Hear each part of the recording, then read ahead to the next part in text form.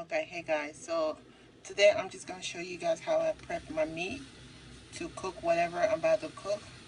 Right now I have my stove on high, and all I do is I put my meat in the pot.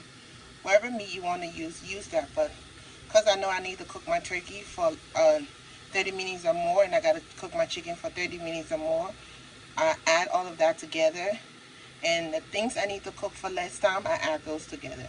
So for this, I have chicken and turkey in here, which I'm going to be cooking for at least 45 minutes.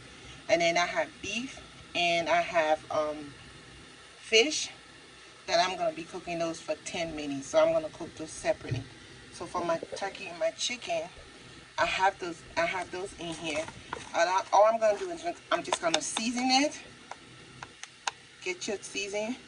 I'm just going to season this. And for my meat, especially my heart meat, I like to add meat tenderizer in it. So I got my meat tenderizer right here. So I'm going to add that in it, and I'm going to cover it to cook for 30 to 45 minutes. Usually I'll add blended onion in here, but I'm not going to do that.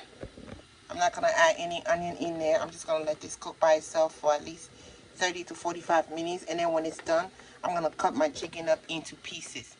Okay, so I'll let you guys see how it looks when it's fully cooked. So this is how this is looking. This one is looking. This I'm going to keep for tomorrow when I'm cooking. But this is how I typically do it the day I'm about to cook.